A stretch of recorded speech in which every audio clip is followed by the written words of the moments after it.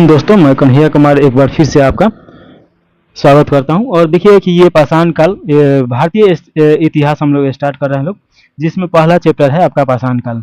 तो ये हम लोग देखेंगे लोग, और इसके बाद एक एक करके सभी देखा जाएगा। ये कॉम्बो बैच होगा, यानी सब्जेक्टिव और ऑब्जेक्टिव दोनों साथ में देखा जाएगा, ताकि फिर से आपको रिविजन करने के लिए अलग से कोई वीडियो ना देखना पड़े। तो सबसे पहले तो यही क्वेश्चन आपसे पूछा जाएगा कि इतिहास क्या है। तो देखिए कि इतिहास का मतलब क्या होता है कि जो समय बीत गया है उसे इतिहास बोला जाता है। लेकिन देखिए कि इससे पढ़ने के लिए अलग अलग तरीके से डिवाइड किया गया है।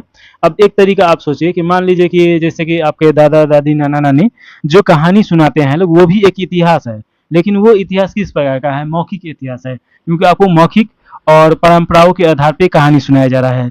लेकिन एक इतिहास ऐसा भी हो सकता है कि जहाँ पे ना मौखिक हो ना लिखित हो, तो वो भी इतिहास हो सकता है। एक इतिहास ऐसा हो सकता है कि जहाँ पे लिख के बताया जाता हो, तो वो भी इतिहास ही बोला जाएगा। तो इतिहास का बहुत सारा चलन होता है। लेकिन हम लोग पढ़ने के हिसाब से साइंटिस्टों ने 3 भागों में बांटा है। उसमें 3 भाग में आप देखिए कि कौन कौन 3 भाग हो जाएगा। तो 1 मिनट।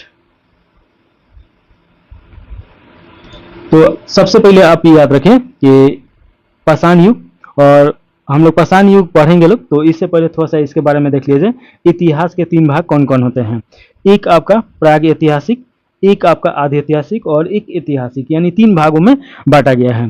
प्राग ऐतिहासिक का मतलब क्या होगा, थोड़ा और डिटेल में देखिएगा कि ऐसा इतिहास जिसका लिखित साक्ष्य नहीं है। तो लिखित साक्ष्य नहीं है, और उदाहरण के लिए देखिए कि पाषाण काल। तो जो पाषाण काल है इसका लिखित साक्ष्य नहीं है, जिससे देखिए कि पाषाण मतलब क्या होता है? पत्थर होता है। तो पत्थर का युग को ही पाषाण काल बोला जाता है।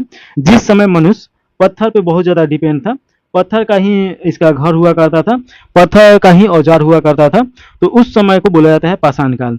और पाषाण काल में देखिए कि ये जो आपको पत्थर दिखाई दे रहा होगा छोटा छोटा, ये उस समय का मिला हुआ पत्थर है। तो इससे हम लोग को पता चलता है कि किस प्रकार का औजार था या किस प्रकार का था। तो आपसे क्वेश्चन पूछा जाए कि प्राग ऐतिहासिक का मतलब क्या होगा।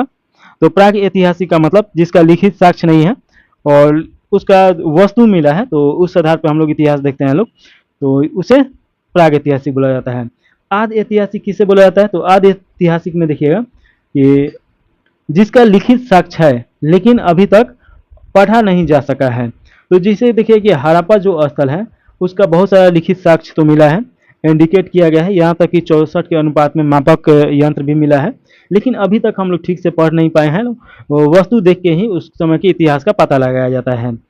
और तो ये हड़प्पा सभ्यता हो जाएगा। और देखिए कि आपका ऐतिहासिक, ऐतिहासिक काल उसे बोला जाता है जिसमें लिखित साक्ष्य है और उसे पढ़ा भी गया है। जैसे वैदिक काल देखेंगे लोग कि वैदिक काल में ऋग्वेद हो गया, सामवेद हो गया, ये जितना वैदिक है ये सब हम लोग क्या उसमें का जितना चीज़ है हम लोग पढ़े भी हैं लोग और समझते भी हैं लोग। तो ये से बोला जाता है वैदिक काल। तो ये आपका कन्फ्यूजन दूर हो गया होगा कि इतिहास को 3 भागों में बांटा गया। एक प्राग ऐतिहासिक जिसमें लिखित साक्ष्य नहीं है, और उसके साक्ष्य के स्रोत जो होता है, जो वस्तु है, उसी के आधार पर इसका इतिहास हम लोग समझते हैं लोग। आदि ऐतिहासिक जहाँ पे लिखित साक्ष्य है लेकिन अभी तक पढ़ा नहीं गया है, उसका उदाहरण देखिए कि हड़प्पा सभ्यता हो जाएगा। और ऐतिहासिक जहाँ पे लिखित साक्ष्य भी है और उसे पढ़ा भी गया है, तो इसका उदाहरण वैदिक हो जाएगा। अब थोड़ा सा देखिए कि यहाँ पे हर युग में देखिए कि आपका कुछ ना कुछ प्रयोग होते आया है जो मान लीजिए तत्व है। तो इसमें सबसे पहले देखिए कि ये पाषाण युग में आ जाएगा प्राग ऐतिहासिक, और आदि ऐतिहासिक आपका कांस्य युग में आ जाएगा, क्योंकि देखिए कि कांसा का उपयोग हड़प्पा काल में देखने को मिलता है। और देखिए ऐतिहासिक काल में लौह युग इसे बोला जाता है धातु के आधार पे। तो धातु के आधार पे भी 3 भागों में बांटा गया, पाषाण युग, कांस्य युग और लौह युग। तो इसे लौह युग बोला जाता है, और इस समय लोहा का उपयोग होना स्टार्ट हो गया था। तो ये आप थोड़ा सा देख लीजिए, और इसके आगे हम लोग देखेंगे लोग। तो थोड़ा सा यहाँ पे आप रिकैप कर लीजिए कि सबसे पहले पाषाण युग। पाषाण युग का मतलब क्या हो जाएगा? तो जिस समय मनुष्य पत्थर पे डिपेंड था लोग सभी कार्य के लिए, उसे पाषाण युग बोला जाता है। पाषाण का आम भाषा में पत्थर ही बोला जाता है। तो ये आप थोड़ा सा याद रखिएगा। चलिए आगे देखा जाए। देखिए कि पाषाण काल को इसमें आपका ईस्वी के आधार पर बांटा गया है। तो इसमें देखिए कि पूरा पाषाण काल, मध्य पाषाण काल और नव पाषाण काल। पाषाण काल को 3 भागों में बांटा गया, पूरा पाषाण काल, मध्य पाषाण काल और नव पाषाण काल। पूरा पाषाण काल देखिए कि 25 लाख बीसी से लेके 10,000 बीसी यानी कि ईसा पूर्व तक ये इसे बोला जाता था पूरा पाषाण काल। और मध्य पाषाण काल का बोलिएगा तो 10,000 बीसी से लेके बीसी मतलब ईसा पूर्व, बिफोर ऑफ क्रिस्टन हो जाएगा। तो 10,000 बीसी से लेकर 4,000 बीसी के बीच को मध्य पाषाण काल के श्रेणी में रखा गया है। और नव पाषाण काल के श्रेणी में देखिएगा कि आपका 10,000 बीसी से लेकर 1,000 बीसी हो जाएगा। तो ये थोड़ा सा ध्यान देने वाला बात है। अगर चरण का बात किया जाए तो इसमें देखिएगा कि पूर्व या पूरा पाषाण काल और मध्य और पूरा पाषाण काल, उच्च या उत्तर पूरा पाषाण काल इसमें रखा गया है। और देखिए मध्य पाषाण काल ये संक्रमण काल है, और संक्रमण काल का मतलब कि कुछ इसमें से भी इसका ये मिलता है और कुछ इसमें से भी मिलता है। और देखिए नव पाषाण काल ये भी संक्रमण काल में रखा गया है, और ये आपका मध्य पाषाण काल और नव पाषाण काल का संक्रमण काल है। यहाँ पे देखिएगा अगर लक्षण का बात किया जाए तो लक्षण क्या था, तो देखिए पूरा पाषाण काल में आदिवासी था लोग, उस समय उन लोगों का लक्षण था आखेटन, यानी शिकार करके और खाना इकट्ठा करके खाना। उसके बाद खाद्य संग्रह, खाद्य संग्रह का मतलब कृषि नहीं करता था लोग, जैसे कि जो कंदमूल था जंगली फल उसी को अपने गुफा में इकट्ठा करता था लोग और बरसात के दिन में उसका उपयोग करता था लोग। तो ये आप याद रखिएगा पूरा पाषाण काल में। और मध्य पाषाण काल का बात किया जाए तो यहाँ पे आखेटन रहेगा ही, शिकारी तो अभी भी है लोग। और खाद्य संग्रह भी यहाँ पे है। और पशुपालन यहाँ पे शुरुआती चरण में देखने को मिलता है। यहाँ पे पशुपालन धीरे धीरे स्टार्ट हुआ और सबसे पहला पालतू पशु कौन सा है, तो कुत्ता है। नव पाषाण काल में देखिए कि यहाँ पे क्रांतिकारी तरीके से विकास हुआ, ये तीनों तो साथ में रहेगा ही। उसके बाद देखिए कृषि यहाँ पे होना स्टार्ट हो गया। और कृषि होने का मतलब क्या है कि अस्थायी निवास करना पड़ेगा। ऐसा तो है नहीं कि बीज बो दीजिएगा फिर चल जाइएगा कहीं, तो ऐसा नहीं है। कृषि करने के लिए अस्थायी निवास करना स्टार्ट हुआ, और अस्थायी निवास के कारण ही धीरे धीरे समाज विकसित होना स्टार्ट हो गया। समाज के द्वारा समूह बनना स्टार्ट हो गया, समूह के द्वारा पंथ बनना स्टार्ट हो गया। उसके बाद जाति धर्म ये सब आ गया धीरे धीरे। तो ये थोड़ा सा देखिए नव पाषाण काल में 1000 ईस्वी के आसपास में होता क्या है कि लोहा का खोज होता है, और लोहा के खोज के कारण जो ये रहता है कृषि करना ये बहुत आसान हो जाता है। तो ये थोड़ा सा आप ध्यान दीजिएगा। और देखिए कि औजार, तो आपका पूरा पाषाण काल में देखिए कि क्वांटिजाइट का औजार बनाया जाता था, यह सल्क और ब्लेड का। जैसे कि पत्थर जो होता था ऐसे टुकड़ा, तो पत्थर के टुकड़ा को ही लेके किसी जानवर पे मारा जाता था, या किसी ऊंचाई से इसे ढकेल के और जानवर की हत्या करके उसका मतलब कंज्यूम किया जाता था। और उसके बाद देखिए कि मध्य पाषाण काल में यहाँ पे माइकोलिथ आ गया। तो ये क्वेश्चन पूछेगा कि माइकोलिथ काल का औजार कैसा था, तो ये भी पत्थर से ही बना था, लेकिन ये नुकीला टाइप का हो गया और ये पातला हो गया। जैसे कि इस प्रकार अगर मान लीजिए कोई पत्थर का ये टुकड़ा है, इसमें अगर लकड़ी का बांध दिया जाए तो ये क्या हो जाएगा, एक भाला टाइप का हो जाएगा, और इससे मारने में आसान हो गया था। तो ये सूक्ष्म पत्थर से निर्मित औजार, इसे माइकोलिथ बोला जाता है, मध्य पाषाण काल में मिला है। उसके बाद बात की जाए तो नव पाषाण काल में तो इन सभी से अच्छा मिलने लगा, या स्लेट इसे बोला जाएगा, पतला और नुकीला औजार। और लोहे के खोज होने के कारण यहाँ पे बहुत सारा औजार मिलने लगा। तांबे का भी खोज हो गया, तो तांबे और लोहे का ये सब का मिश्रण करके भाला बर्छी ये सब कुल्हाड़ी बनाना स्टार्ट हो गया। तो यहाँ पे और भी आसान हो जाता है। चलिए आगे देखिए, इसमें देखिए महत्वपूर्ण स्थल जहां से क्वेश्चन सबसे ज्यादा आता है, तो ये VVIP का क्वेश्चन है। देखिए इसमें अतिरमपट्टनम, ये तमिलनाडु में मिला है, ये पूरा पाषाण काल का एक जगह है जो कोट्टलायर नदी के पास में है। तो ये थोड़ा सा याद रखिएगा। और देखिएगा कि हथनौरा, ये आपका MP में पड़ेगा हथनौरा। यहाँ पे मानव खोपड़ी मिला है नर्मदा नदी के तट पे। तो पहली बार आपसे क्वेश्चन पूछेगा कि मानव खोपड़ी भारत में कहाँ पे मिला है, तो ये आपका नर्मदा नदी तट से मिला है और हथनौरा से। उसके बाद भीम बेटिका बहुत ज़्यादा इंपॉर्टेंट है, ये MP में है। यहाँ पे प्राग ऐतिहासिक और शैल चित्रों और रॉक पेंटिंग या रॉक सेल्टिंग यानी सेल श्रेय मिला है। यहाँ पे देखिए कि आदि मानव के द्वारा ये पत्थर जो एक गुफा ही है, ये जो देखिए भीम बेटिका भोपाल से 35 किलोमीटर पड़ेगा। तो यहाँ पे गुफा में देखिए कि आदिवासियों के द्वारा गुफा के ऊपर चित्र बनाया जाता था। उस समय के जो जानवर था लोग उन लोगों का चित्र, और फूल ये सब सभी चित्र का वो चित्र बनाया है लोग, ज़्यादातर जानवर का बनाया है लोग। तो ये आपको याद रखना है। उसके बाद नर्मदा घाटी से भी चित्रकला का यहाँ पे साक्ष्य मिला है, और तीनों काल का यानी पूरा पाषाण काल, मध्य पाषाण काल और नव पाषाण काल, तीनों काल का यहाँ से मिला है। मिर्जापुर एक जगह है जहाँ पे तीनों काल के औजार प्राप्त हुए हैं पत्थर के। तो ये आपको याद रखना है, मिर्जापुर UP में पड़ेगा, और यहाँ से तीनों काल के औजार मिले हैं। मध्य पाषाण काल में देखेंगे महत्वपूर्ण स्थल में, तो आपका चौपाई भांडू हो जाएगा जो UP में है। बेलन घाटी में तीनों काल के मृद भांड मिले हैं। मृद भांड का मतलब क्या हो जाएगा, मिट्टी से बना हुआ बर्तन, तो यहाँ पे मिला है। शहर नहर ये UP में है, युद्ध के प्रथम साक्ष्य मिला है। तो ये आपसे क्वेश्चन पूछा जा सकता है। भारत में पालतू बनाने का सबसे पहला सबूत जानवर का एमपी में देखिए कि आदमगढ़ में मिला है और बागौर राजस्थान में भी मिला है मध्यपाषाण काल में इसका सांस्कृतिक, तो ये याद रखेगा। भारत में हड्डियों से निर्मित प्रथम आभूषण मध्य काल में उत्तर प्रदेश के प्रतापगढ़ जिले में महदाया में मिला है, तो ये याद रखेगा, यहाँ से क्वेश्चन आता है। आगे देखिए गुफा कराल, तो ये जम्मू कश्मीर में है, यहाँ से बुर्ज हुम मिला है। बुर्ज हुम का मतलब क्या हो जाएगा, जैसे कि देखिए कोई झील, तो झील के आसपास में वो एक टीला टाइप का रहता है उठा हुआ, तो वहीं पे कब्र बना के उसमें रहा जाता था। तो बुर्ज का मतलब हो गया गड्ढा, और गड्ढा में घर बना के रहा जाता था। देखिए कि यहाँ कब्र में मालिक के साथ कुत्ते का दफनाए जाने का साक्ष्य भी मिला है, तो ये क्वेश्चन आ सकता है। चिरान देखिए कि ये छपरा में पड़ेगा, और ये यहाँ पे हिरन से निर्मित आपका औजार मिला है नवपाषाण काल में, तो यानी कि यहाँ पे देखिए 1000 ईसा पूर्व के आसपास में यहाँ पे हिरन बहुत सारा होगा। और देखिए कि कोल्डिहुआ, ये कोल्डिहुआ देखिए कि आपका यूपी में पड़ेगा। चावल का पहला साक्ष्य मिला है जहाँ से चावल का खेती करने का प्रमाण मिला है, तो ये आप याद रखिएगा। चलिए इसके बाद अगर खोज का बात किया जाए, तो देखिए कि पूरा पाषाण काल में आग का खोज हो चुका था, लेकिन इसका ठीक से उपयोग आपका मध्य पाषाण काल में होना स्टार्ट हो गया। और नव पाषाण काल में देखिए कि जब समाज बन गया, तो मान लीजिए कि एक समाज यहाँ पे एक ग्राम है, एक यहाँ पे एक ग्राम है, यानी दूर दूर ग्राम है, तो पैदल जाने में तो समस्या होगा ही, तो वहाँ पे बैलगाड़ी ये सब उसका पहिया हुआ बनना स्टार्ट हुआ, तो पहिया का यहाँ पे विकास हुआ, कृषि का अच्छी तरीके से विकास हुआ, समाज का और तांबा का, तो ये तीनों का विकास हुआ, तो ये आप याद रखिएगा। तांबा यहाँ पे धातु भी मिलना स्टार्ट हो गया, लोहा भी मिलना स्टार्ट हो गया, तो ये आपको याद रखना है। देखिए थोड़ा सा विविध से देखा जाए, तो अगर बात किया जाए तो भारतीय प्राग ऐतिहासिक काल के जनक किसे माना जाता है, तो रॉबर्ट ब्रूस वुड को माना जाता है। ये आपके रहे रॉबर्ट ब्रूस वुड, ये क्वेश्चन बार बार पूछा जाता है। और भारतीय पुरातत्व के जनक सर अलेक्जेंडर कनिंघम होंगे, और देखिए कि इनके द्वारा पुरातत्व सर्वेक्षण की स्थापना की गई, और 1861 से 1865 तक पहले महानिदेशक के रूप में कार्य किए। तो ये आपका याद रखना है कि भारतीय पुरातत्व के जनक कौन है, तो अलेक्जेंडर कनिंघम है, ये आपके अलेक्जेंडर कनिंघम रहे हैं, तो ये इनका फोटो देखिए, ज़्यादा दिन तक याद रहेगा। पाषाण काल, कांस्य युग और लौह युग में विभाजन किनके द्वारा किया गया, तो डेनमार्क के पुरातात्विक देखिए कि जर्गेंसन जॉनसन, तो ये आपको याद रखना है। तो ये तीनों जरूर याद रखिएगा, यहाँ से क्वेश्चन आता ही आता है। अब थोड़ा सा विविध प्रश्न देख लिया जाए, तो देखिए कि मानव द्वारा लाया गया पहला वस्तु जो उपयोग में लाया गया, तो कुल्हाड़ी लाया गया औजार में। तो आपसे क्वेश्चन पूछेगा कि पहला औजार कौन था, तो कुल्हाड़ी था। कुल्हाड़ी को आसान भाषा में फावड़ा भी बोला जाता है, इससे मिट्टी उट्टी काटने में आसान हो गया। पहला धातु कौन सा था, तो तांबा था, तो मानव द्वारा पहला धातु तांबा उपयोग किया गया।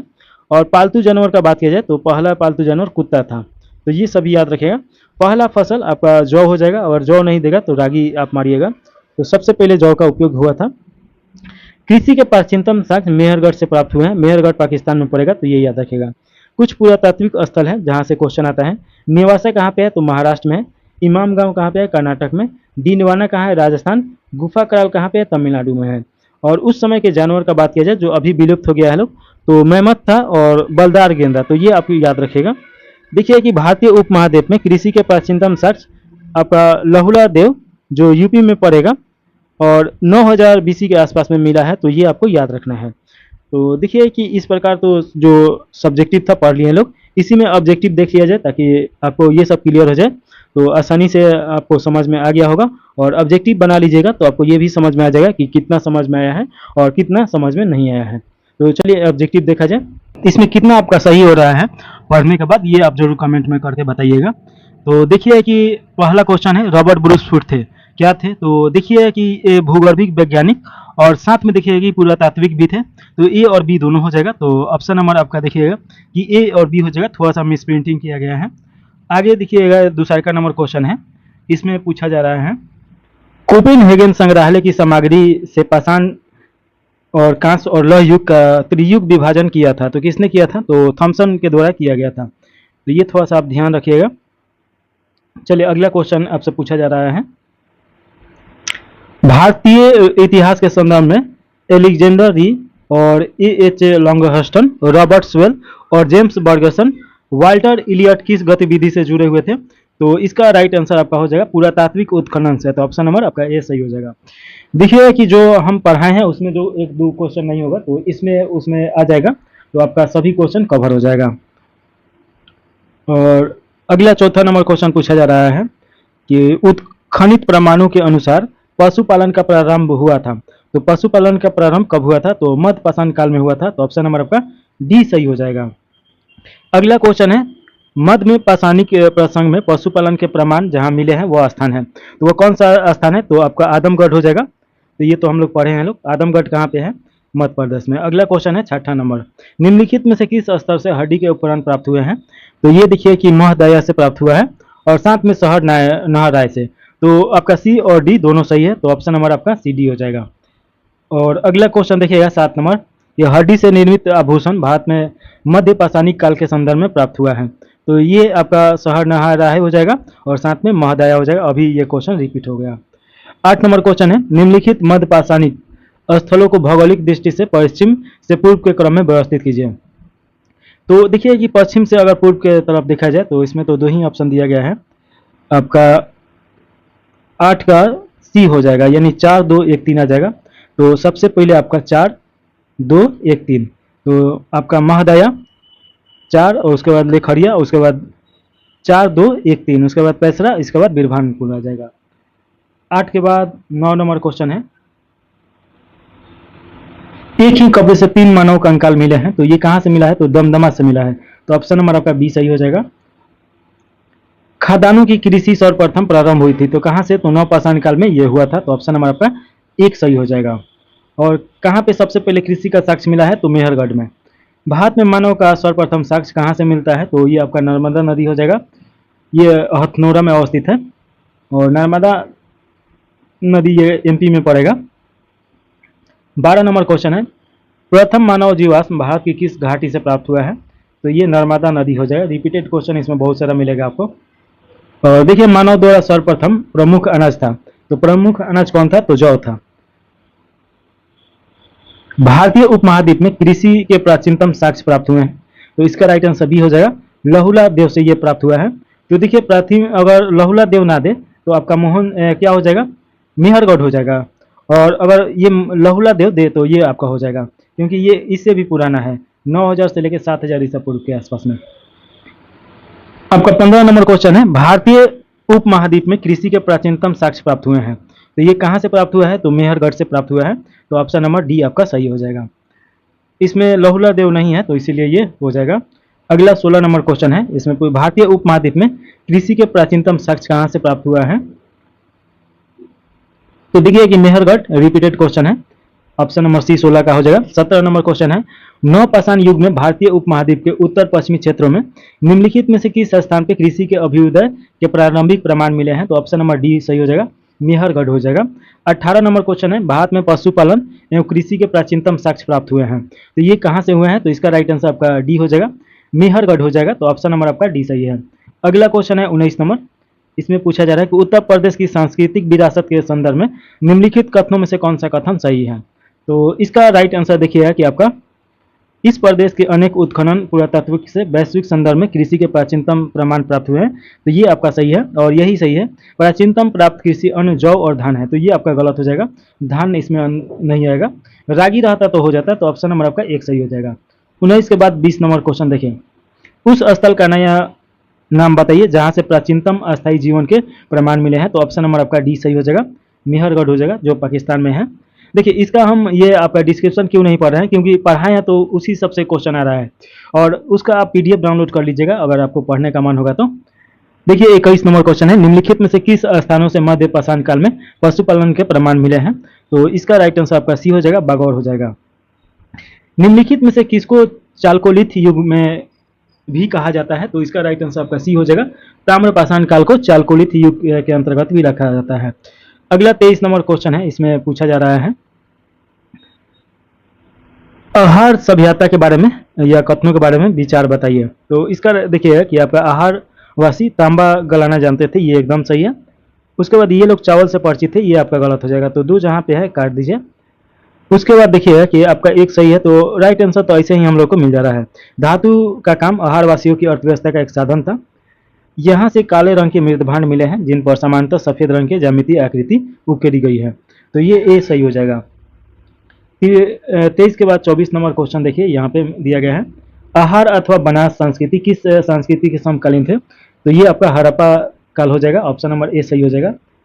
25 नंबर क्वेश्चन है, निम्नलिखित में से किस एक पूरा स्थल से पाषाण संस्कृति से लेकर हड़प्पा सभ्यता तक के सांस्कृतिक अवशेष प्राप्त हुए हैं। तो इसका राइट आंसर आपका बी हो जाएगा, मेहरगढ़ हो जाएगा। अगला क्वेश्चन है 26 नंबर, नौदा टोली का उत्खनन किसने किया था? तो इसका राइट आंसर सी है, एच.डी. सांकलियन हो जाएगा। तो ऑप्शन नंबर सी सही है। अगला क्वेश्चन देखिएगा 27 नंबर, नौदा टोली किस राज्य में अवस्थित है? तो ये आपका मध्य प्रदेश में। तो ऑप्शन नंबर डी सही हो जाएगा। बृहतापाषाण स्मारकों की पहचान की गई है। तो इसका राइट आंसर बी हो जाएगा, मृतकों को दफनाने के स्थान के रूप में। 29 नंबर क्वेश्चन है, राग का टीला निम्नलिखित में से किस स्थान से मिला है? तो संगन कलु हो जाएगा। तो ऑप्शन नंबर बी सही हो जाएगा। भीम बेटिका किसके लिए प्रसिद्ध है? तो देखिए कि गुफाओं के शैल चित्र के लिए। तो ऑप्शन नंबर 30 का ए सही हो जाएगा। और 31 नंबर क्वेश्चन है, निम्नलिखित में से कौन सा स्थल प्रग ऐतिहासिक चित्रकला के लिए प्रसिद्ध है? तो भीम बेटिका हो जाएगा। और 31 के बाद 32 नंबर क्वेश्चन देखिएगा, भीम बेटिका की गुफाएं कहाँ स्थित है? तो इसका राइट आंसर अब्दुलगंज रायसेन हो जाएगा। ऑप्शन नंबर डी सही है। अगला क्वेश्चन है, भारत में किस शिलालेख से सर्वाधिक चित्र प्राप्त हुए हैं? तो भीम बेटिका हो जाएगा। ऑप्शन नंबर 2 सही है। निम्नलिखित में से किस भारतीय पुरातत्ववेत्ता ने पहली बार भीम बेटिका गुफा को देखा और उसके शैल चित्रों के प्रागैतिहासिक महत्व को खोजा? तो इसका राइट आंसर हो जाएगा बी.एस. कानोकर हो जाएंगे, वाक कानोकर। 34 के बाद 35 नंबर क्वेश्चन है, डॉक्टर विष्णु श्रीधर वाकनकर ने भीम बेटिका के शैल श्रेणियों की खोज कब की? तो इसका राइट आंसर डी सही है, 1957 से 58 हो जाएगा। भीम बेटिका को किसने खोजा था? तो इसका राइट आंसर सी सही है, विष्णुधर वाककर हो जाएगा। गैरिक मृदभांड का नामकरण हुआ था। तो देखिए कि ये नामकरण इसका कहाँ हुआ था? तो हस्तिनापुर में हुआ था। तो ऑप्शन नंबर ए सही हो जाएगा। देखिए अगला क्वेश्चन है, ताम्रकाल में महाराष्ट्र के लोग मृतकों को घर के फर्श के नीचे किस तरह रखकर दफनाते थे? तो उत्तर से दक्षिण हो जाएगा। तो ऑप्शन नंबर 1 सही हो जाएगा। 39 नंबर क्वेश्चन है, निम्नलिखित में से किस स्थल से मानव कंकाल के साथ कुत्ते का कंकाल भी दाह से प्राप्त हुआ है? तो ये आपका बुरझुम हो जाएगा। अगला क्वेश्चन देखिएगा कि 40 नंबर है, निम्नलिखित में से किस स्थल पर मानव के साथ कुत्ते को दफनाने जाने का साक्ष्य मिला है? तो बुरझुम हो जाएगा। रिपीटेड क्वेश्चन, गर्तवास के साक्ष्य प्राप्त हुए हैं। तो ये कहाँ से प्राप्त हुआ है? तो ये बुरझुम से प्राप्त हुआ है, जम्मू कश्मीर में पड़ेगा। और अगला क्वेश्चन देखिएगा कि आपका 42 नंबर है, ये मिलान करना है। देखिएगा कि इसका राइट आंसर आपका पूरा पाषाण काल का ये सोहन या सोहन नदी हो जाएगा। और उसके बाद देखिएगा कि मध्य पाषाण काल का आपका भीम बेटिका ये हो जाएगा। और नव पाषाण काल का तो देखिएगा कि आपका बुरझुम हो जाएगा, बुरझुम, हाँ बुरझुम हो जाएगा नव पाषाण काल का। और बनास घाटी ताम्र पाषाण काल। तो ये आपका ऑप्शन नंबर बी सही हो जाएगा। यहाँ पे दे भी दिया गया है, पूरा पाषाण काल सोहन या सोन नदी घाटी, मध्य पाषाण काल भीम बेटिका, नव पाषाण काल बुरझुम और ताम्र पाषाण काल बनास। 43 नंबर क्वेश्चन है, इसमें भी मिलान करना वाला है। तो इसमें देखिएगा कि आपका नेवासा कहाँ पे है? तो नेवासा आपका हो जाएगा महाराष्ट्र में। उसके बाद देखिए इमामपुर कर्नाटक हो जाएगा। और डिडवाना तो ये आप जानते हैं कि डिडवाना कहाँ पे है। तो डिडवाना आपका हो जाएगा गुजरात। और गुडियाम गुफा ये आपका तमिलनाडु। तो देखिए कि यहाँ पे दे दिया है नेवास महाराष्ट्र, इमामपुर कर्नाटक, डिडवाना राजस्थान और गुडियाना गुफा तमिलनाडु। तो इसका राइट आंसर आपका सी दिया गया है, लेकिन देखिए कि एक का महाराष्ट्र, बी का आपका 4, सी का 1, ठीक है, ये ऑप्शन नंबर सी सही हो जाएगा। अगला क्वेश्चन देखिए 44 नंबर, निम्नलिखित युग्मों पर विचार कीजिए, ऐतिहासिक स्थल और ख्याति का कारण। देखिए कि आपका बुरझुम कहाँ पे है? तो इसका राइट आंसर आप देखिएगा, अच्छा इसमें सुमेलित करना है। तो बुरझुम देव मंदिर ये नहीं होगा, बुरझुम एक गर्तवास घर था। उसके बाद देखिए कि चंद्रकेतुगढ़ टेराकोटा कला ये सही है, गणेश्वर ताम्र कलाकृति है ये भी सही है। तो 2 और 3 हो जाएगा, ऑप्शन नंबर डी सही हो जाएगा। 44 के बाद 45 नंबर क्वेश्चन पूछा जा रहा है कि इसमें दिया गया है पुरातात्विक राज और विवरण, निम्नलिखित में से कौन सूची सही है? तो देखिए कि आपका ये तो अभी देखे हैं लोग, तो ये गलत है। इमामगांव महाराष्ट्र ताम्र पाषाण काल ये एकदम सही है। उसके बाद देखिए कि मंगडू केरल महापाषाण ये भी सही है, और ये गलत है। तो 2 और 3 ऑप्शन नंबर बी सही हो जाएगा।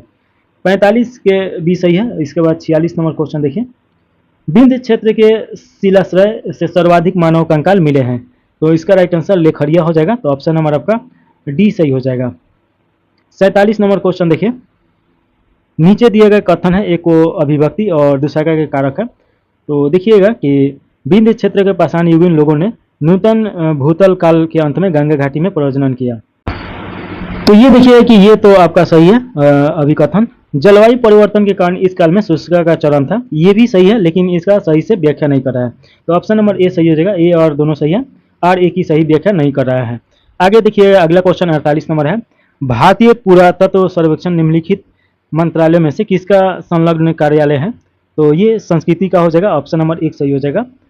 49 नंबर क्वेश्चन है, भारतीय पुरातत्व का जनक किसे कहा जाता है? तो इसका अलेक्जेंडर कनिंघम, ये तो बहुत फेमस क्वेश्चन है, ऑप्शन नंबर ए सही हो जाएगा। 50 नंबर क्वेश्चन है, राष्ट्रीय मानव संग्रहालय कहाँ पे है? तो ये भोपाल में है, ऑप्शन नंबर सी सही हो जाएगा।